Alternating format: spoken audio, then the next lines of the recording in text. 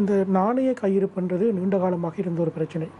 ஏனென்றால் நாங்கள் பார்த்திருக்கின்றோம் 2022ஆம் ஆண்டு இந்த பொருளாதார நெருக்கடி ஏற்பட்ட போது அதுவரைக்கும் சாதாரண பொதுமக்கள் மத்திய வங்கியிடம் இவ்வளோ காசு இருக்குன்னு சொல்லி யோசிக்க மாட்டாங்க.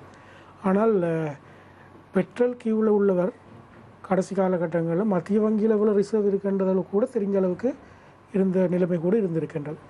ஆக இருப்புன்றது மிக முக்கியமான ஒன்று. இந்த நாணய கையிருப்பை தொடர்ச்சியாக நிலையாக பேணுவதற்கு மத்திய வங்கி எடுத்திருக்கக்கூடிய நடவடிக்கைகள் என்ன? இந்த நாணய கையிருப்பு என்பது ஒரு நாட்டை பொறுத்தவரையிலே ஒரு பாதுகாப்பு இருப்பு. ஒரு பொதுமக்களை பொறுத்தவரையிலே ஏதாவது ஒரு அவசரமான தேவைக்காக சில சேமிப்பு வைத்திருப்பார்கள். அதே மாதிரியான ஒரு நிலைப்பாடு தான் ஒரு நாட்டினை பொறுத்தவரையிலே ஒரு வெளிநாட்டு ரீதியாக ஏதாவது அதிர்வுகள் வரும் பொழுது அந்த நாட்டினை பாதுகாப்பதற்காக இந்த ஒதுக்குகள் பேணப்படுகின்றது. அதே போல் அரசாங்கத்தின் மத்திய வங்கியின் கடன்களை மீளச் செலுத்துவதற்காக இது பேணப்படுகின்றது. இதன் அளவினை பொறுத்து அந்த நாடு எவ்வளவு தூரத்துக்கு ஒரு பாதுகாப்பான நிலைமையில் இருக்கின்றது என்பது அளவிடப்படுகின்றது. அந்த வகையிலே இலங்கையில் தற்பொழுது 6.1 பில்லியன் ஐக்கிய அமெரிக்க டாலர்கள் காணப்படுகின்றது. ஆனால் கடந்த ஆண்டுகளுடன் ஒப்பிடும்போது 6.1 என்பது சைனாவிலிருந்து புறப்பட்ட 1.4 பில்லியனை உள்ளடக்கி இருக்கின்றது. அதனை நீக்கினால் கூட ஒரு குறிப்பிடத்தக்க அளவுக்கு இருக்கின்றது. இங்கே முக்கியமாக ஒரு ஏனைய ஆண்டுகளை விட மிக முக்கியமான ஒரு மாற்றம் ஒன்று இங்கு நடைபெற்றிருக்கின்றது. என்னவென்று சொன்னால், பொதுவாக இந்த ஒதுக்கிலே மிக முக்கியமான கூறாக காணப்படுவது ஒன்று அரசாங்கத்தினால் பெற்றுக்கொள்ளப்பட்ட வெளிநாட்டு டாலர்கள், கடன்களாக இருக்கலாம் அல்லது ஏதாவது நன்கொடைகளாக இருக்கலாம். இலங்கையை பொறுத்தவரையில் இப்பொழுது ஒரு நடுத்தர வருமான நாடாக இருப்பதன் காரணமாக பொதுவாக இது கடனாகவே காணப்பட்டது. ஆகவே கடந்த காலங்களிலே புதிதாக கடன்கள் உருவாக்கப்படும் பொழுது, அதாவது ஐஎஸ்பி என்பது வழங்கப்படும் பொழுது அந்த தொகை இந்த ஒதுக்கிலே உள்ளடக்கப்படும்.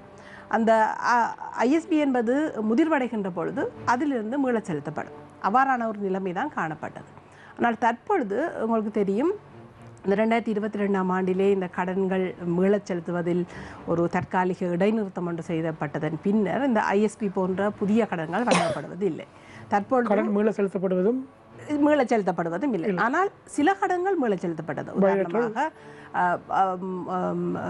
IMF, வேர்ல்ட் பேங்க், ADB போன்ற நிறுவனங்களுக்கான கடன்கள் மீளச் செலுத்தப்பட்டது. அதே போல் அந்த நிறுவனங்களிடமிருந்தும் புதிதாக கடன்கள் பெற்றுக்கொள்ளப்பட்டது.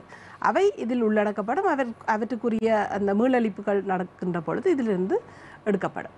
ஆனால் மிக முக்கியமான கூறாக தற்பொழுது காணப்படுவது மத்திய வங்கிக்கும் ஒரு பங்கு இருக்கின்றது. மத்திய வங்கியும் இந்த வெளிநாட்டு செலாவணியை இருப்பை கட்டி எழுப்பலாம். எப்படி என்று சொன்னால், ஒன்று இலங்கையில் உள்ள இந்த வெளிநாட்டு செலாவணி சந்தையிலே மத்திய வங்கி கொள்ளுணவு செய்யலாம். தற்பொழுது இலங்கையின் வரலாற்றிலேயே முதல் முறையாக 2.8 பில்லியன் பெறுமதிகள் இலங்கை உள்நாட்டு சந்தையிலிருந்து மத்திய வங்கியினால் கொள்ளுணவு செய்யப்பட்டிருக்கின்றது. டாலருடைய பெறுமதி 300ஆக பேணப்படுவதற்கு இதுவும் ஒரு காரணம் இல்லை.